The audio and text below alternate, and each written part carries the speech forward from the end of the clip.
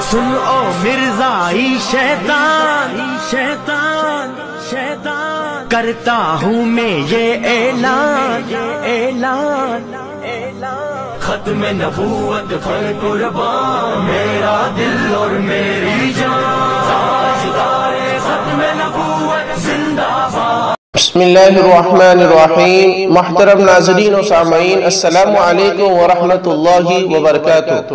عقیدہ ختم نبوت نصوص شرعیہ کی روشنی میں اس سلسلہ وار خصوصی پروگرام میں آپ تمام ہی ناظرین کا پرزور استقبال ہے۔ جی ہاں محترم ناظرین، پھر ایک مرتبہ آپ حضرات کی خدمت میں آقا مدنی حضرت محمد صلی اللہ علیہ وسلم کے فرامین عالیہ میں سے ایک مبارک فرمان کے ساتھ جو ختم نبوت سے تعلق رکھتا ہے آپ حضرات کی خدمت میں حاضر ہوئے ہیں، اور آج کی ہماری حدیث کا عنوان ہے حجۃ الوداع میں ختم نبوت کا اظہار، کہ حجۃ الوداع میں پیارے آقا صلی اللہ علیہ وسلم نے جہاں بہت سارے قیمتی اور جامع باتیں ذکر فرمائی ہیں، جہاں رہتی دنیا تک انسانیت کے لیے رہبری اور رہنمائی کے لیے کافی ہے، وہیں پر پیارے آقا صلی اللہ علیہ وسلم نے اپنے آخری نبی ہونے کو بھی ذکر کیا ہے۔ قبل اس کے کہ وہ حدیث آپ حضرات کی خدمت میں ذکر کریں، آپ تمام ہی ناظرین سے پرزور اپیل کی جاتی ہے، درخواست کی جاتی ہے اس ویڈیو کو پورا ضرور دیکھیں اور آپس میں خوب شیئر کریں، لائک کریں، اور ہمارے سفیر اسلام شولاپور چینل کو بھی سبسکرائب کریں۔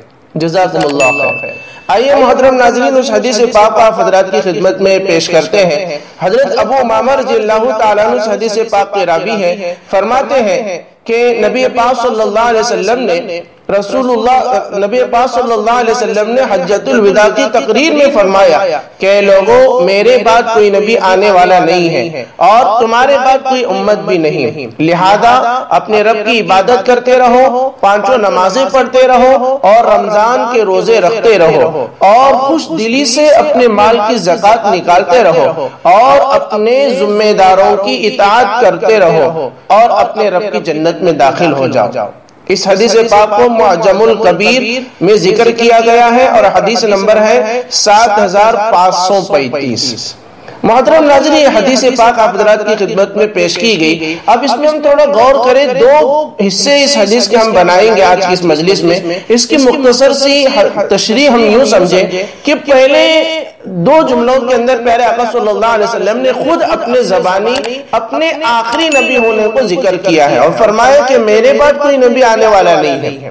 جب نبی کا یہ فرمان ہے تو یہ بات بالکل طے شدہ ہو گئی، فکس ہو گئی کہ اب نبی کے بعد کوئی نبی آنے والا نہیں، اور اگر کوئی نبی آنے والا ہوتا تو میرے اور آپ کے آقا حضرت محمد صلی اللہ علیہ وسلم اس نبی کا ضرور ذکر کرتے، جس سے پتہ چلتا ہے کہ نبی نہ کوئی آئے گا اور نہ کسی کو کسی قسم کی نبوت دی جائیں گے، اور ساتھ میں فرمایا کہ تمہارے بعد کوئی امت بھی نہیں ہے۔ اب ہمارے بعد امت نہ ہونے کا مطلب یہی ہے کہ اب کوئی نبی آنے والا نہیں ہے، اور جب نبی نہیں آئیں گا تو اس کی قوم کا بھی سوال پیدا نہیں ہوتا، اب ہمارے بعد آئیں گی تو قیامت آئیں گی۔ تو ان دو جملوں سے صاف ظاہر ہوتا ہے کہ ہمارے نبی صلی اللہ علیہ وسلم کے بعد اب قیامت تک کوئی نبی آنے والا نہیں ہے۔ اب اس کے بعد کے جو آخری جو جملے ہیں اس میں اللہ کے رسول صلی اللہ علیہ وسلم نے ارکان اسلام، جو اسلام کے جو مین بنیادی عقائد ہیں، یعنی اراکین اسلام جس کو ہم کہتے ہیں، ان ارکان اسلام کو ذکر فرما کر اس سے بھی اشارہ کیا ہے کہ اگر ذرہ سمجھ بوجھ ہوں گی اور عقل مندی ہوں گی اور دانش مندی اگر کسی انسان کے اندر ہوں گی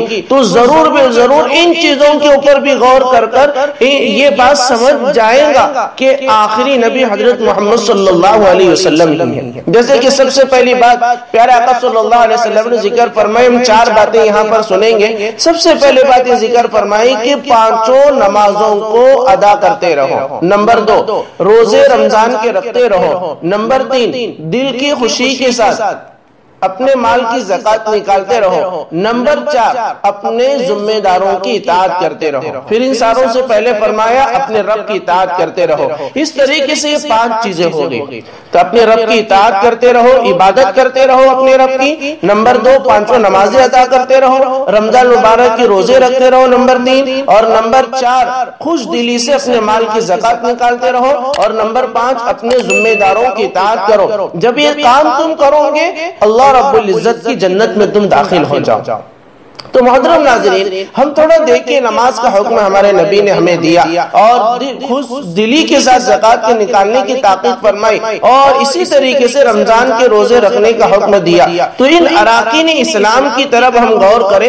پورے خطے زمین پر کسی بھی ملک پہ ہم جائیں, کسی بھی ملک کے حصے کے اندر ہم پہنچے, وہاں اگر ہم دیکھیں گے تو یہ عبادتیں ہماری یکساں اور برابر نظر آئیں گی. ان عبادتوں میں ذرہ برابر بھی فرق نہیں ہوگا.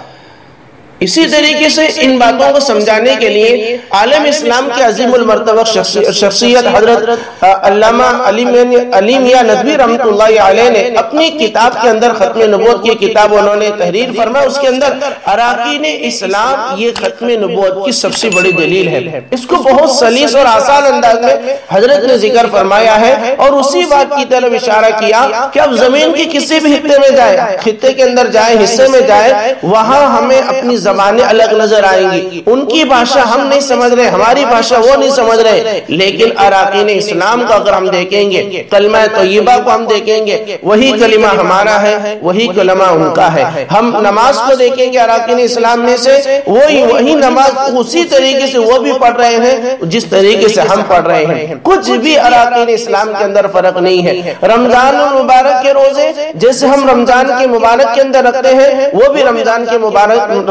مبارک مہینے ہی کے اندر روزے رکھ رہے ہیں. اسی طریقے سے زکوٰۃ کی فرضیت کا نصاب جو ہمیں دیا گیا ہے وہی نصاب ان کے اندر بھی ہے.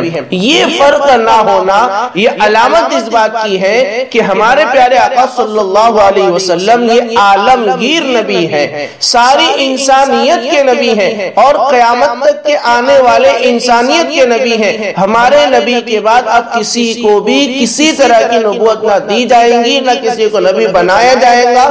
اور اس بات سے پوری بات روزے روشن کی طرح آیا ہو جاتی ہے کہ اگر کوئی اپنے آپ کو نبی کہے یا کوئی اور کسی کو نبی مانے تو وہ دجل سے کام لے رہا ہے, دھوکے سے کام لے رہا ہے. ایسا شخص جھوٹا ہے, اس کا اسلام سے کوئی واسطہ نہیں. وہ اگر مسلمان ہے تو دار اسلام سے خارج ہے اور وہ اسلام کے پکے دشمن ہے. وہ پیارے آقا صلی اللہ علیہ وسلم کی جو عظمت والی شان والی جو چیز ہے ختم نبوت, اس پر ڈاکہ زنی کر پیارے آقا صلی اللہ علیہ وسلم کو تکلیف پہنچانے والا وہ کام کر رہے ہیں, تو اب وہ دائرہ اسلام سے خارج ہو جائیں گے. ان کا اسلام سے کسی قسم کا کوئی تعلق نہیں. اب ایسے شخص سے بھی کسی قسم کی تعلق کو قائم کرنے کی اور کسی طریقے کی اور بات ان کے ساتھ کرنے کی اجازت نہیں ہے, نہ ان کی خوشی میں جانے کی, غمی میں شریک ہونے کی, اس لیے کہ وہ ختم نبوت کا انکار کر رہے ہیں. ان سے کسی بھی قسم کا تعلق رکھنے کی ہمیں اجازت نہیں دی گئی. تو یہ مختصر سی تشریح کے بعد یہ بات ہمیں سمجھ میں آئی کہ نماز اگر ہم پڑھ رہے ہیں گویا کے ختم نبوت کے پیغام کو عام کر رہے ہیں. روزے ہم رکھ رہے ہیں گویا کے ختم نبوت کے پیغام کو ہم عام کر رہے ہیں. خوش دلی سے اپنے مال کی زکوٰۃ نکال رہے ہیں گویا کہ ہم اپنے ختم نبوت کے پیغام کو عام کر رہے ہیں. اور اسی طریقے سے اپنے جو ذمہ دار ہیں, جن کو ہم نے بڑا مانا ہے, قائد مانا ہے, ان کی تابعداری کر رہے ہیں, ان کی اطاعت کر رہے ہیں, گویا کہ ہم ختم نبوت کے پیغام کو عام کر رہے ہیں. محترم ناظرین یہیں پر ہم اپنی بات کو روکتے ہیں. پھر ایک مرتبہ اسی طریقے کے دلچسپ ختم نبوت کے تعلق سے حدیث یا قرآن پاک کی آیت مبارکہ کے ساتھ آپ حضرات کی خدمت میں حاضر ہوں گے. تب تک کے لیے اجازت دیجیے. السلام علیکم ورحمۃ اللہ وبرکاتہ.